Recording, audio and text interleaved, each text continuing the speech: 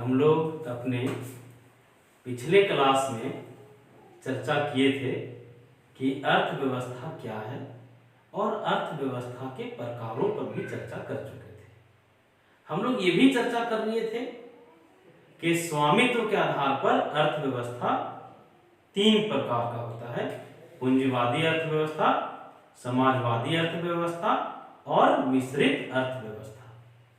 आज हम लोग चर्चा करेंगे पूंजीवादी अर्थव्यवस्था के बारे में कि आखिर पूंजीवादी अर्थव्यवस्था होता क्या है और पूंजीवादी अर्थव्यवस्था के गुण दोषों को भी समझेंगे।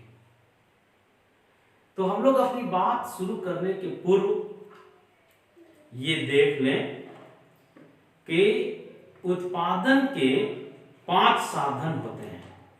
उत्पादन के कितने साधन हैं? तो 5। कौन कौन? तो पहला साधन है भूमि, दूसरा पूंजी,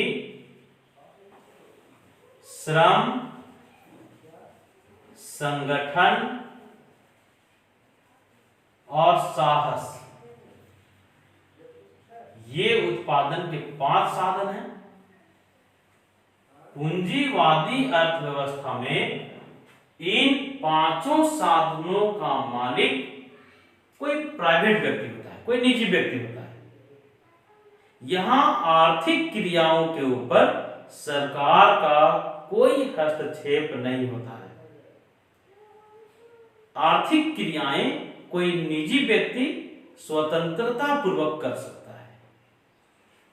पूंजीवादी अर्थव्यवस्था के बारे में कहा जाता है कि यह मुक्त अर्थव्यवस्था है, ये फ्री इकोनॉमी है, ये स्वतंत्र अर्थव्यवस्था है। पूंजीवादी अर्थव्यवस्था को दूसरे शब्दों में हम लोग मुक्त अर्थव्यवस्था कहते हैं, स्वतंत्र अर्थव्यवस्था कहते हैं, या इसी के लिए एक शब्द और प्रयोग किया जाता है, बाजार अर्थव्यवस्था। तो इस तरह से हम लोग देख लिए कि पूंजीवादी अर्थव्यवस्था के लिए कौन कौन से शब्दों का प्रयोग हुआ: पूंजीवादी अर्थव्यवस्था, या मुक्त अर्थव्यवस्था, या स्वतंत्र अर्थव्यवस्था, या बाजार अर्थव्यवस्था। इसके परिभाषा को हम लोग देख लिए कि एक ऐसी अर्थव्यवस्था है जहां निजी व्यक्ति स्वतंत्रता पूर्वक आर्थिक क्रियाओं का संचालन कर सकता है। आर्थिक क्रियाओं के ऊपर सरकार नाम की जो संस्था है उसका कोई हस्तक्षेप नहीं होता है। तो इसके बारे में सबसे महत्वपूर्ण बात हम लोग देखिए कि इसमें उत्पादन के साधनों के ऊपर निजी स्वामित्व होता है। आर्थिक क्रियाओं में सरकार का कोई हस्तक्षेप नहीं होता है। यही कारण है कि जो निजी साहसी होते हैं, जो निजी उद्यमी होते हैं, उनके पास अपनी डेवलपमेंट का, अपने विकास का पर्याप्त अवसर होता है। पूंजीवादी अर्थव्यवस्था में जितने भी फर्म हैं, जितने भी व्यवसायिक उपक्रम हैं, उन उपक्रमों के बीच तीव्र प्रतियोगिता भी पाया जाता है और इस तीव्र प्रतियोगिता का लाभ उपभोक्ताओं को मिलता है। सारे फर्म गुणवत्तापूर्ण सामान कम कीमत में ग्राहकों को उपलब्ध कराने का प्रयास करते हैं। तो हम लोग अभी तक जो चर्चा किए कि उत्पादन के साधन का मालिक पूंजीवादी अर्थव्यवस्था में कोई निजी व्यक्ति होता है या कोई निजी संस्था होता है। सरकार आर्थिक क्रियाओं में कोई हस्तक्षेप नहीं करती है और यहाँ फर्मों के बीच, यहाँ विक्रेताओं के बीच प्रतियोगिता होता है। एकाधिकार की स्थिति पूंजीवादी अर्थव्यवस्था में देखने को नहीं मिलता है और इसका लाभ कहीं न कहीं ग्राहकों को मिलता है। दुनिया की सबसे पुरानी अर्थव्यवस्था पूंजीवादी अर्थव्यवस्था है। सबसे पुरानी अर्थव्यवस्था, अगर बात किया जाए कि पूंजीवादी अर्थव्यवस्था, समाजवादी अर्थव्यवस्था और मिश्रित अर्थव्यवस्था में सबसे पुरानी अर्थव्यवस्था कौन है? तो सबसे पुरानी अर्थव्यवस्था पूंजीवादी अर्थव्यवस्था लेकिन सबसे नई अर्थव्यवस्था, तो सबसे नई अर्थव्यवस्था मिश्रित अर्थव्यवस्था है और सबसे पुरानी अर्थव्यवस्था पूंजीवादी अर्थव्यवस्था है। यहां से एक बहुत महत्वपूर्ण सवाल बनता है, ऑब्जेक्टिव प्रश्न एक यहां से तैयार हो सकता है कि पूंजीवादी जो धारणा है, वो पूंजीवादी धारणा कहां से आया? तो पूंजीवादी धारणा इंग्लैंड से आया। हम लोगों को ये बात पता है कि सबसे पहले औद्योगिक क्रांति इंग्लैंड में हुआ था। सबसे पहले औद्योगिक क्रांति इंग्लैंड में हुआ और औद्योगिक क्रांति के बाद पूंजीवादी अवधारणा विकसित हुआ। तो हम लोग अभी तक चर्चा किए कि सबसे पुरानी अर्थव्यवस्था कौन सी अर्थव्यवस्था है? पूंजीवादी अर्थव्यवस्था है। सबसे नई अर्थव्यवस्था कौन है? तो मिश्रित अर्थव्यवस्था है। पूंजीवादी अवधारणा किस देश में पहले विकसित हुआ? तो ये अवधारणा इंग्लैंड में विकसित हुई।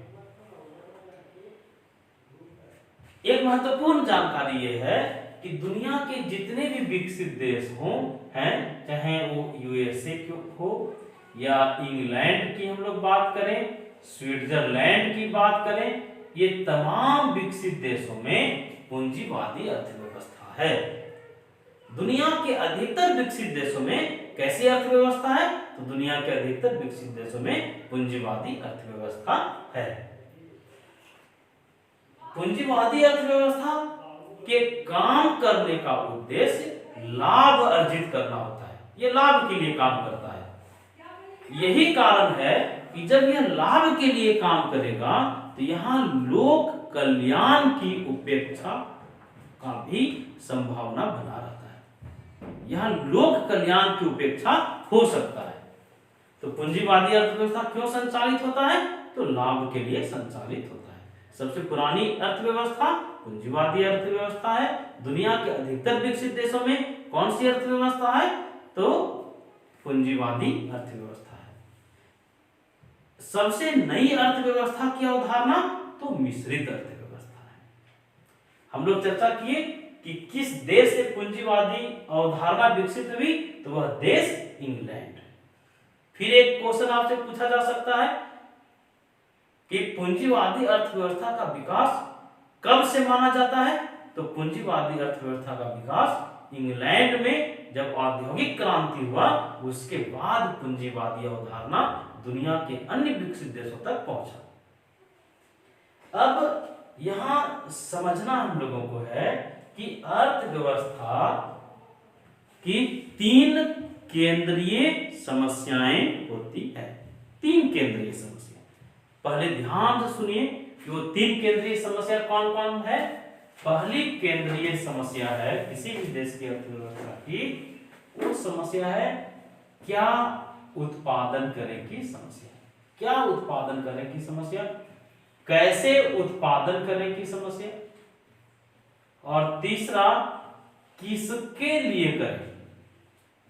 3 केंद्रीय समस्याएं कौन कौन? क्या उत्पादन करें, कैसे उत्पादन करें और किसके लिए उत्पादन करें। इन केंद्रीय समस्याओं का समाधान पूंजीवादी अर्थव्यवस्था में कीमत यंत्र या मांग और पूर्ति के शक्तियों के द्वारा होता है। पूंजीवादी अर्थव्यवस्था में कैसे उत्पादन करें, क्या उत्पादन करें और किसके लिए उत्पादन करें, इस केंद्रीय समस्या का समाधान आर्थिक नियोजन के द्वारा नहीं होता है। इस समस्या का समाधान मांग और पूर्ति के शक्तियों के द्वारा किया जाता है। अब हम लोग पूंजीवादी अर्थव्यवस्था की एक सामान्य जानकारी ले लिए। अब हम लोग इसके गुण दोषों पर एक संक्षिप्त चर्चा करेंगे। पूंजीवादी अर्थव्यवस्था के गुण दोषों को हम लोग ध्यान से समझेंगे।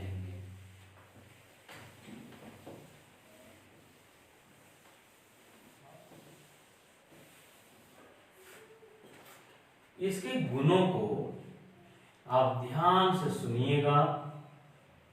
पूंजीवादी अर्थव्यवस्था के कौन कौन से गुण हैं, सबसे पहला गुण है पूंजीवादी अर्थव्यवस्था का कि यहां उपभोक्ताओं की संप्रभुता होती है। उपभोक्ताओं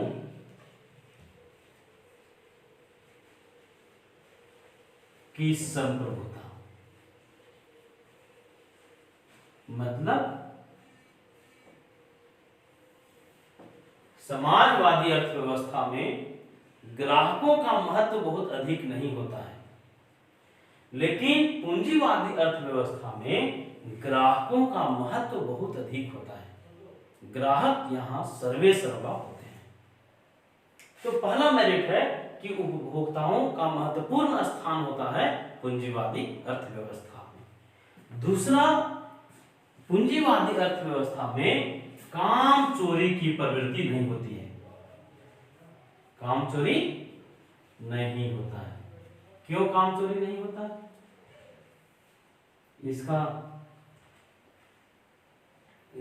पूंजीवादी अर्थव्यवस्था में चूंकि पूंजीपति लाभ के लिए काम करता है, इसलिए यहां काम चोरी जैसी प्रवृत्तियां नहीं होती है। जब काम चोरी नहीं होगा तो यहां तीसरा विशेषता आप अनुमान लगा सकते हैं कि तीव्र विकास होगा, तीव्र आर्थिक विकास होगा। एक और बात आप कह सकते हैं, तीव्र आर्थिक विकास होगा, उत्पादन तीव्र गति से होगा। चौथी विशेषता पूंजीवादी अर्थव्यवस्था में कि यहां जो निजी साहसी होते हैं, निजी साहसी जो हैं, उन्हें अपना विकास करने का पर्याप्त अवसर होता है। निजी साहसी के पास यहां किसी तरह का कोई प्रतिबंध नहीं होता है।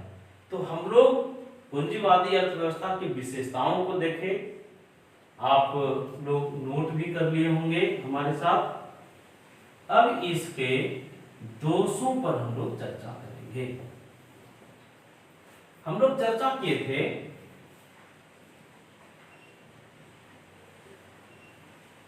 कि यह लाभ के लिए काम करता है।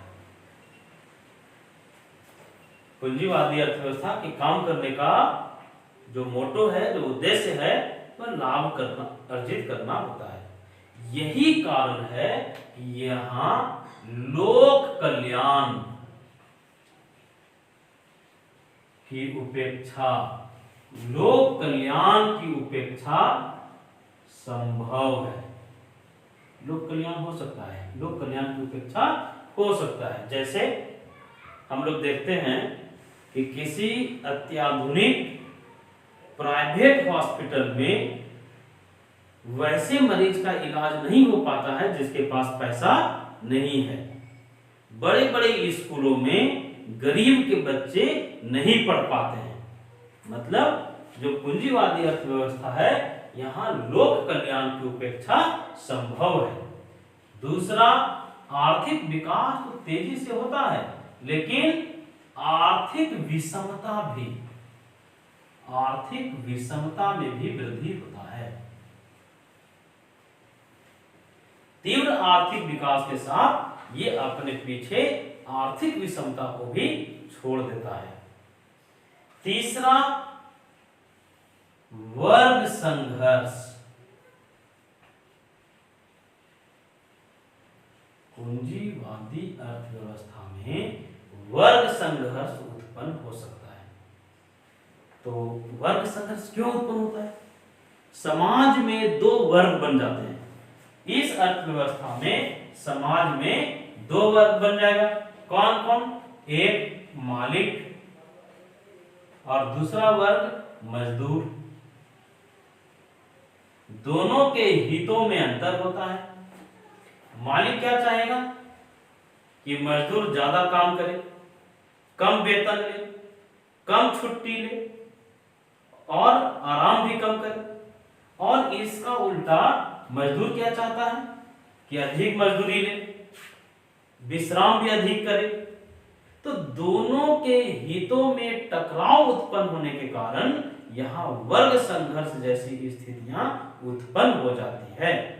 तो हम लोग अभी तक चर्चा किए, यहाँ लोक कल्याण की उपेक्षा हो सकता है, आर्थिक विषमता को बढ़ावा मिल सकता है और वर्ग संघर्ष में वृद्धि होता है। आप लोग इसको नोट भी कर सकते हैं। चौथा जो इसका डिमेरिट है कि उत्पादन के जो साधन होते हैं उस पर कुछ ही लोगों का अधिकार हो जाता है।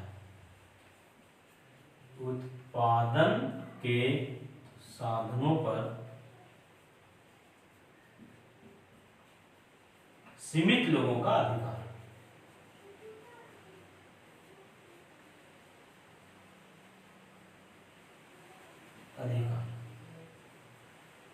देखिए, कार्ल मार्क्स की एक विश्व प्रसिद्ध रचना है दास कैपिटल।